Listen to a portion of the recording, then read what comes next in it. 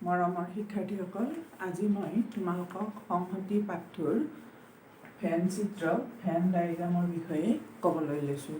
এতিয়া ভেন ডায়েগ্ৰামনো কি সেইটো মই প্ৰথমে কৈ দিছোঁ যে জন ভেন নামৰ ইংৰাজ গণিতজ্ঞগৰাকীয়ে চিত্ৰৰ সহায়ত সংহতিক প্ৰকাশ কৰিছিল। তেওঁ সংহতি আৰু মৌলবোৰৰ মাজৰ সম্পৰ্ক দেখুৱাবলৈ চিত্ৰৰ সহায় লৈছিল। তেওঁৰ নাম অনুসৰিয়েই সংহতি বুজাবলৈ ব্যৱহাৰ কৰা চিত্ৰবোৰক ভেন চিত্ৰ বুলি কোৱা হয়। ভেন চিত্ৰৰ সহায়ত সংহতিৰ বহুতো ধৰ্ম সহজতে ব্যাখ্যা কৰিব পাৰি। আৰু এই ভেন চিত্ৰত আমি কি চিত্ৰ ব্যৱহাৰ কৰিব পাৰোঁ, এটা ভেন চিত্ৰ আঁকিবলৈ আমি কি চিত্ৰ ব্যৱহাৰ কৰিব পাৰোঁ? বৃত্ত, উপবৃত্ত, আয়ত, বৰ্গ, ত্ৰিভুজ আদি যিকোনো বন্ধ চিত্ৰকেই আমি ভেন চিত্ৰ আঁকিবলৈ ব্যৱহাৰ কৰিব পাৰোঁ। এতিয়া মই এটা উদাহৰণৰ সহায়ত তোমালোকক বুজাই দিব বিচাৰিছোঁ যে আমি ইয়াত কেইটামান সংহতি লিখি লৈছোঁ। প্ৰথমতে ইউ সংহতিটো লিখিছোঁ। ইয়াত মৌল আছে ABCDEFGHI। এ সংহতিটোত মৌল আছে ABC। বি সংহতিটোত মৌল আছে AEI। চি সংহতিটোত মৌল আছে BCDF আৰু ডি সংহতিটোত মৌল আছে G। এতিয়া আমি ইয়াতে চাওঁ, আমি দেখিছোঁ যে ইউ সংহতিটোত আটাইতকৈ বেছি মৌল আছে। এতিয়া আমি কি কৰিম? এ সংহতিটোৰ মৌলকেইটা ইউত আছেনে চাওঁ। ABC মৌলকেইটা ইউত আছে। তাৰমানে এ ইউৰ উপসংহতি। তাৰপিছত বিত থকা মৌলকেইটা চাওঁ। AEI ইউত আছে। তাৰমানে বি সংহতিটো ইউৰ উপসংহতি। তাৰপিছত চি মৌলকেইটা BCDF ইউত আছে। গতিকে চি মৌলটো ইউৰ উপসংহতি। উপসংহতিৰ লগতে প্ৰকৃত উপসংহতি। ABও প্ৰকৃত উপসংহতি, কাৰণ ইউত ABCতকৈ বেছি মৌল আছে। তাৰপিছত ডি আছে জি মৌলটো ইয়াত ইউ সংহতিটোত আছে। গতিকে ডি ইউৰ উপসংহতি লগতে প্ৰকৃত উপসংহতি। এতিয়া আমি যিহেতু গম পালোঁ যে ABCD এই গোটেইকেইটা সংহতি ইউ সংহতিটোৰ প্ৰকৃত উপসংহতি। গতিকে আমি কি কৰিম? ভেন চিত্ৰ আঁকোতে ইউ সংহতিটোৰ ভিতৰত বাকী সংহতিবিলাকৰ চিত্ৰ আঁকিব লাগিব। মানে ভেন চিত্ৰ আঁকিবলৈ ইউটো আমি আঁকি ল'ম। আটাইতকৈ ডাঙৰ সংহতিটো অৰ্থাৎ বেছি মৌল থকা সংহতিটো ইউ আৰু বাকীকেইটা ইউৰ উপসংহতি লগতে প্ৰকৃত উপসংহতি। গতিকে আমি প্ৰথমতে ডাঙৰকৈ কি কৰিম? ইউটো আঁকি লওঁ। তোমালোকে কিন্তু স্কেল ব্যৱহাৰ কৰিবা। মই ইয়াত হোৱাইট বৰ্ডত স্কেল ব্যৱহাৰ কৰিবলৈ অসুবিধা হয় বাবে মই ইয়াত হাতেৰে আঁকিছোঁ। তোমালোকে কিন্তু জ্যামিতি বক্স স্কেল ব্যৱহাৰ কৰি আঁকিবা। এতিয়া এই ইউটো আটাইতকৈ ডাঙৰ সংহতিটো, অৰ্থাৎ আমি ইউক ABCDৰ কি বুলি ক'ব পাৰোঁ? সাৰ্বিক সংহতি বুলি ক'ব পাৰোঁ। গতিকে এই সাৰ্বিক সংহতিটো ইয়াত আঁকি ল'লোঁ। তাৰপিছত আমি এটা বৃত্তৰ সহায়ত এ সংহতিটো আঁকি ল'লোঁ। এইটো এ। এতিয়া এ সংহতিটোত কি মৌল আছিল? ABC। গতিকে আমি ABC এই সংহতিটোৰ এই মৌলকেইটা এই সংহতিৰ ভিতৰত বহুৱাই ল'লোঁ। তাৰপিছত বি সংহতিটো আঁকিম। AEI, তাৰমানে এ সংহতিটোৰ এই মৌলটো বিটো থাকিব। গতিকে আমি কি কৰিম? বি সংহতিটো কি কৰিব লাগিব? ইয়াত এটো থকাকে আঁকিব লাগিব। এনেকৈ ধৰা এইটো বি সংহতি। বি সংহতিত কি মৌল আছিল? এইটো থাকিল। এই বি সংহতিটোত এইটো আছে। তাৰপিছত ই আৰু আই। এই মৌল তিনিটা আছিল এ ই আই, গতিকে বিটোত সেইকেইটা আঁকিলোঁ। তাৰপিছত চি ইনটু চোৱা বি চি ডি এফ মৌল কেইটা আছে, গতিকে বি চি এৰ এই মৌল দুটা চিত আছে, গতিকে আমি আকোতে এই বি আৰু চি মৌল দুটা থকাকে এনেকৈ আঁকিব লাগিব। বি এইটো সংহতি হ'ল চি, আৰু ইয়াত বি চিটো থাকিল ডি এফ, এইটো আঁকিলোঁ। তাৰপিছত ডি সংহতিটোত এটা মৌল আছে জি, এইটো হ'ল ডি সংহতি। আমি আকৌ চাইছোঁ গোটেইকেইটা সোমাল নে নাই। এ সংহতিত এ বি চি মৌলকেইটা আছে, তোমালোকে দেখিছা। এ সংহতিত এ বি চি মৌলকেইটা আছে। বি সংহতিত এ ই আই আছে। চি সংহতিত এই চিটোত বি চি ডি এফ আছে, আৰু ডিটোত জি মৌলটো আছে। আমি এই সংহতিকেইটা লিখা হ'ল। এতিয়া আমি চাব লাগিব ইউটোৰ মৌলকেইটা থাকিব লাগিব নহয় এই গোটেইকেইটাত মিলি পেলাই, কাৰণ এইকেইটাতো প্ৰকৃত উপসংহাৰটি আছিল, আমি ভিতৰত লিখিছোঁ। এতিয়া এ বি চি ডি ইহঁতৰ আটাইবোৰ মৌল আমাৰ ইউ সংহতিৰ ভিতৰত থাকিব লাগে, হ'ল। কিন্তু এতিয়া ইউত আৰু বেলেগ মৌল আছে নেকি আমি চাব লাগিব। আমি চাওঁ যে ইউৰ ভিতৰত এ আছে বি চি, প্ৰথম এটোত আছে, ই আই আছে, ই আই, তাৰমানে এ আছে বি আছে চি আছে এইটোত বিটোত এ ই আই, এইটো এবাৰ লিখিছোঁ গতিকে আমাৰ নালাগে, ই আৰু আই আছে। চিটোত বি চি ডি এফ আছে, বি চি লিখিছোঁ গতিকে ডি আৰু এফ আছে। ডিটোত জি আছে, আমাৰ এই এইচ মৌলটো আমাৰ নাই, গতিকে আমি ইয়াত য'তে ত'তে এইচ মৌলটো বহুৱাই দিলে হ'ল। এইদৰে আমি বিভিন্ন উপসংহতিক ভেনচিত্ৰৰ সহায়ত প্ৰকাশ কৰিব পাৰোঁ। আৰু তোমালোকে এইটো কথা কিন্তু মনত ৰাখিবা, মই যেনেকৈ হাতেৰে আঁকিছোঁ চিত্ৰটো সেনেকৈ আঁকিলে নহয়। তোমালোকে ভেনচিত্ৰটো সদায় স্কেল, কম্পাছ, পেঞ্চিল ব্যৱহাৰ কৰি আঁকিব লাগিব। এতিয়া আকৌ এটা প্ৰশ্ন কৰিছোঁ মই।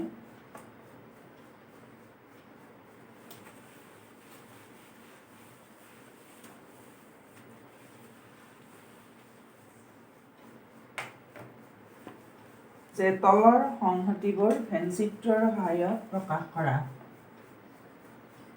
মই ইতিমধ্যে PDF ফাইলত প্ৰশ্ন আৰু উত্তৰ গোটেইখিনি তোমালোকক লিখি দিছোঁ, গতিকে আমি ইয়াত বাকী আৰু প্ৰশ্নবোৰ লিখি নাথাকোঁ, অকল সংহতিকেইটা লিখি ভেনচিত্ৰকেইটা আঁকিম। এতিয়া প্ৰশ্নটো আছিল তলৰ সংহতিবোৰক ভেনচিত্ৰৰ সহায়ত প্ৰকাশ কৰা। এতিয়া 1 নম্বৰটোত এ আছে, এ বি চি ডি, আৰু বিটো আছে চি ডি ই, এই দুটা সংহতি আছে। এই সংহতি দুটাক আমি ভেনচিত্ৰৰ সহায়ত প্ৰকাশ কৰিব লাগে। গতিকে আমি কি কৰোঁ, প্ৰথমতে এই সংহতিটো আঁকি ল'লোঁ, এনেকৈ বৃত্ত এটা আঁকি ল'লোঁ। এই সংহতিটোৰ ভিতৰত আমি এ বি চি ডি এই মৌলকেইটা দিলোঁ, এইটো এ সংহতি হয়। তাৰপিছত বি সংহতিটো আঁকিব লাগিব। আমি দেখিছোঁ বি সংহতিত এৰ চি ডি মৌল দুটা আছে, গতিকে বি সংহতিটো আঁকোতে এই চি ডি দুটা থকাকে আঁকিব লাগিব। চি ডি বিত আছে নহয়, এইটো আছে, গতিকে চি ডি থকাকে আঁকিলোঁ, আৰু ই মৌলটো বিত বেলেগকৈ আছে। গতিকে তোমালোকে নিশ্চয় বুজি পাইছা যে আমি ভেনচিত্ৰ আঁকোতে চাব লাগিব যে দুটা বা তাতকৈ বেছি সংহতিত একে মৌল আছে নেকি। আছে যদি ছবিটো এনেকৈ মিলাই আঁকিব লাগিব। যেনে চোৱা তোমালোকে এ সংহতিটোত এ বি চি ডি মৌলকেইটা আছিল, মই প্ৰথমে এ বি চি ডি মৌলকেইটা লিখিলোঁ। তাৰপিছত দেখিছোঁ বি সংহতিটোত চি ডি মৌল দুটা আছে, গতিকে সেইকাৰণে বি সংহতিটো আগতে এই সংহতিৰ মাজেৰে অৰ্থাৎ চি ডি মৌল দুটা থকাকৈ আঁকিলোঁ। এতিয়া বি সংহতিটোত চি ডি মৌল সোমাই গ'ল আৰু বাকী থকা ই মৌলটো ইয়াত লিখিছোঁ। এইদৰে তোমালোকে ফেন চিত্ৰ আঁকিব পাৰিবা। তাৰপিছত আকৌ এটা 2 নম্বৰ প্ৰশ্ন এটা কৰি দিছোঁ মই, যে 2 নম্বৰটো আছিলে A is a proper subset of B. A সংহতিটো বিৰ প্ৰকৃত উপসংহতি ফেন চিত্ৰত প্ৰকাশ কৰা। A is a proper subset of B. ফেন চিত্ৰত প্ৰকাশ কৰা।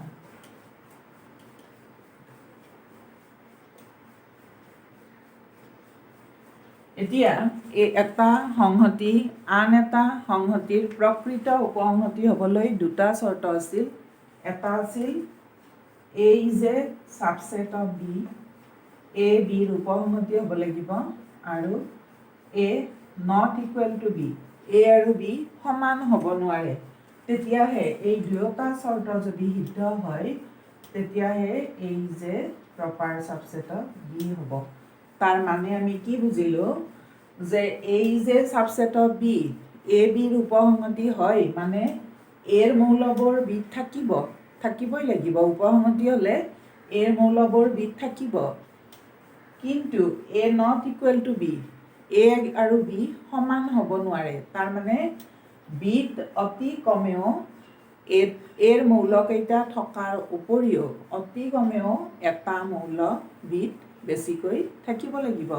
তাৰমানে কি হ'ব, A ছেটটো B ছেটটোৰ ভিতৰত সোমাই থাকিব।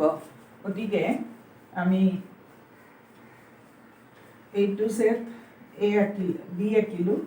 A is a proper subset of B. গতিকে A বিৰ প্ৰকৃত উপসংহতি মানে বিত এৰ মৌলবোৰটো থাকিবই, তাৰ উপৰিও অতি কমেও এটা মৌল বিত থাকিব।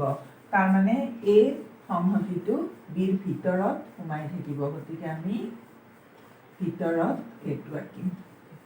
গতিকে A is a proper subset of B সংহতিটো এনেদৰে অঁকা হয়। তাৰপিছত নেক্সটটো আছিলে A is a subset of U হ'লে 3 নম্বৰ প্ৰশ্নটো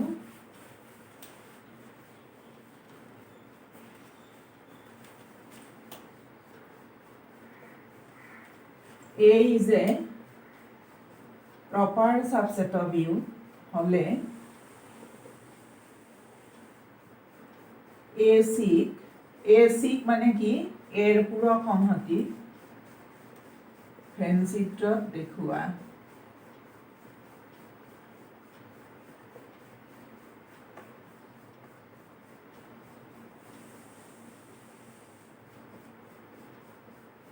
A is a proper subset of U হ'লে AC ফেন চিত্ৰত দেখুওৱা।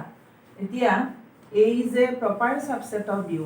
A Uৰ প্ৰকৃত উপসংহতি, গতিকে নিশ্চয় A সংহতিটো U সংহতিটোৰ ভিতৰত সোমাই থাকিব। গতিকে মই প্ৰথমতে U সংহতিটো আঁকি ল'লোঁ। এইটো U, যিহেতু A Uৰ প্ৰকৃত উপসংহতি, গতিকে ইয়াত মই A ছেটটো আঁকি ল'লোঁ। কাৰণ A Uৰ প্ৰকৃত উপসংহতি, গতিকে A ছেটটো Uৰ ভিতৰত সোমাই থাকিব। এতিয়া আমাক AC অৰ্থাৎ এৰ পূৰক সংহতি উলিয়াব দিছে, complement of a set A। এৰ পূৰক সংহতিৰ ডেফিনেশ্যন কি আছিল, যে যদি এটা সংহতি A হয়, তেন্তে U যদি সাৰ্বিক সংহতি হয়, তেন্তে Uত থকা কিন্তু Aত নথকা মৌলবোৰেৰে গঠিত সংহতিটোক এৰ পূৰক সংহতি বুলি কোৱা হয়। গতিকে A ছেটটো আমি এইখিনি লিখিলোঁ, Uটো এইটো সাৰ্বিক সংহতি, এইটো U লিখিছোঁ। এতিয়া Aত নথকা কিন্তু Uত থকা মৌলবোৰেৰে গঠিত সংহতিটো AC হ'ব। গতিকে এত নথকা ইউত থকা মই যে আঁচ দিছোঁ এই আঁচ দিয়া অংশবোৰত কি হ'ব? আঁচ দিয়া অংশখিনিত ইউৰ যিবিলাক মৌল আছে সেই মৌলবিলাক কিন্তু এই সংহতিটোত নাথাকিব। তাৰমানে আঁচ দিয়া অংশখিনিয়ে এৰ পূৰক সংহতি AC বুজাব। আৰু সেইটো বাবে আমি ইয়াত এনেকৈ লিখি দিব লাগিব AC ইজ ইকুৱেল টু এনেকৈ এটা ঘৰ কৰি আমি যে আঁচ দি দিছোঁ এনেকৈ দেখুৱাই দিব লাগিব তুমি যে এনেকৈ দেখুওৱা অংশখিনিয়ে এৰ পূৰক সংহতি বুজাইছে। তাৰপিছত অনুশীলনী 1Bৰ 14 নম্বৰ প্ৰশ্নটো কৰিছোঁ।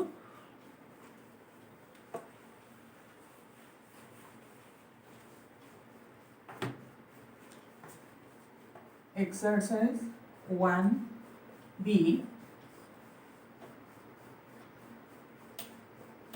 Question number 14। ইয়াৰ চিটো আছিল ফেন চিত্ৰৰ সহায়ত প্ৰকাশ কৰা আমাক দিয়া আছিল N ইজ এ এইফালে লিখিছোঁ অলপ N is a proper subset of W is a proper subset of Z is a proper subset of Q is a proper subset of R. এই সংহতিকেইটাক একেদৰে এনেকৈ তাৰমানে N is a proper subset of W, W is a proper subset of Z, Z is a proper subset of Q and Q is a proper subset of R. এই কথাখিনিক আমি ফেন চিত্ৰৰ সহায়ত প্ৰকাশ কৰিব লাগে। এতিয়া কি কৰিম প্ৰপাৰ ছাবছেট মই অলপ আগতে আকৌ ক'লোৱেই যে যদি এই যে প্ৰপাৰ ছাবছেট অফ বি হয় তেতিয়াহ'লে কি হ'ব এ সংহতিটো এইটো যদি বি সংহতি হয় তেতিয়াহ'লে এই এ সংহতিটো বিৰ ভিতৰত সোমাই থাকিব। প্ৰপাৰ ছাবছেট হ'লে এইটো বিৰ প্ৰপাৰ ছাবছেট হোৱা বাবে এই সংহতিটো বিৰ ভিতৰত সোমাই থাকিব। ঠিক একেদৰে N is a proper subset of W। ধৰা মই ইয়াত এইটো N বুলি আঁকিলোঁ। এইটো তাৰমানে স্বাভাৱিক সংখ্যাবোৰ আছে N মানে স্বাভাৱিক সংখ্যাৰ সংহতি। তাৰপিছত N is a proper subset of W, W মানে পূৰ্ণ সংখ্যাৰ সংহতি। এতিয়া পূৰ্ণ সংখ্যাৰ সংহতিটোত স্বাভাৱিক সংখ্যাৰ সংহতিটো আমাৰ ক'ত আৰম্ভ হৈছিল? স্বাভাৱিক সংখ্যাৰ সংহতিটো আৰম্ভ হয় 1ৰ পৰা 1 2 3 এনেকৈ অসীমলৈ গৈ থাকিব। পূৰ্ণ সংখ্যাটোত আছিল 0ৰ পৰা আৰম্ভ হয় 0 1 2 3 এনেকৈ। তাৰমানে কি হ'ল স্বাভাৱিক সংখ্যা 1ৰ পৰা আৰম্ভ হয় আৰু পূৰ্ণ সংখ্যা 1 এই স্বাভাৱিক সংখ্যাৰ মৌলবোৰৰ বাহিৰেও এই শূন্য মৌলটো থাকে। গতিকে এটা মৌল বেছি আছে বাবে এইটো হ'ল N Wৰ প্ৰপাৰ ছাবছেট। তাৰমানে এইটো W হ'ল এই Wৰ ভিতৰত Nটো সোমাই থাকিল প্ৰপাৰ ছাবছেট হ'ল। Next Z, W is a proper subset of Z, Z মানে কি অখণ্ড সংখ্যাৰ সংহতি আৰু আমি জানো সকলো স্বাভাৱিক সংখ্যা আৰু সকলো পূৰ্ণ সংখ্যাই অখণ্ড সংখ্যা হয়। গতিকে যিহেতু স্বাভাৱিক সংখ্যাবোৰো স্বাভাৱিক সংখ্যাবোৰো অখণ্ড সংখ্যা হয় পূৰ্ণ সংখ্যাবোৰো অখণ্ড সংখ্যা হয় গতিকে Z সংহতিটোৰ ভিতৰত W আৰু N সোমাই থাকিব। গতিকে এইটো হ'ল Z। তাৰপিছত কি হ'ব আকৌ এইটো Z।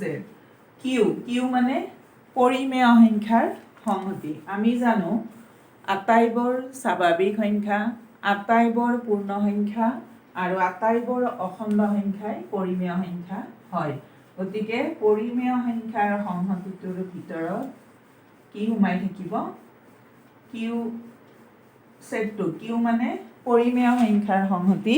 গতিকে পৰিমেয় সংখ্যাৰ সংহতিটোৰ ভিতৰত আমাৰ বাকী N স্বাভাৱিক সংখ্যাৰ সংহতি W পূৰ্ণ সংখ্যাৰ সংহতি আৰু Z অখণ্ড সংখ্যাৰ সংহতিটো সোমাই থাকিব।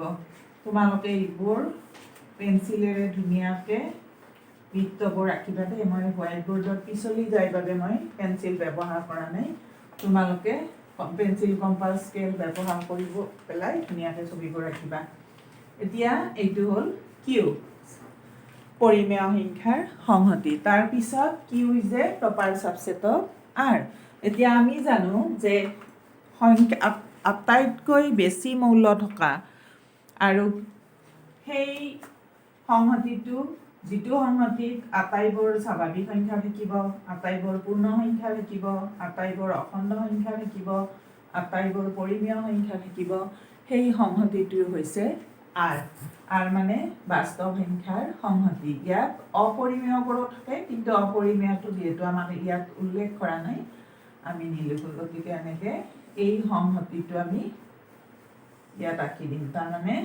এইটো হ'ব আৰ গতিকে এতিয়া আমি চাওঁ যে চোৱা তোমালোকে কি হৈছে ইয়াত এন স্বাভাৱিক সংখ্যাৰ সংহতি স্বাভাৱিক সংখ্যাবোৰ 1ত আৰম্ভ হয় 1ৰ পৰা অসীমলৈ ডব্লিউ কি হয় স্বাভাৱিক সংখ্যাৰ সংহতিতকৈ এটা মৌল বেছি থাকে শূন্য মৌলটো গতিকে এন সংহতিটো ডব্লিউটোৰ প্ৰকৃত উপসংহতি তাৰপিছত স্বাভাৱিক সংখ্যাৰ সংহতি আৰু পূৰ্ণ সংখ্যাৰ সংহতি এই দুয়োটা সংহতি আটাইবোৰ মৌলই অখণ্ড সংখ্যা হয় গতিকে জেডৰ ভিতৰত থাকিব কাৰণ অখণ্ড সংখ্যাত আকৌ ঋণাত্মক সংখ্যাবোৰো থাকিব গতিকে এন আৰু ডব্লিউ জেডৰ প্ৰকৃত উপসংহতি হয় তাৰপিছত এইটো কিউৱে পৰিমেয় সংখ্যা বুজাইছে পৰিমেয় সংখ্যাৰ সংহতি এন স্বাভাৱিক সংখ্যা ডব্লিউ পূৰ্ণ সংখ্যা জেড অখণ্ড সংখ্যা এই আটাইবোৰ সংখ্যাই পৰিমেয় সংখ্যা হয় আৰু পৰিমেয় সংখ্যাৰ সংহতিত কি থাকে ভগ্নাংশবোৰো থাকে গতিকে এন ডব্লিউ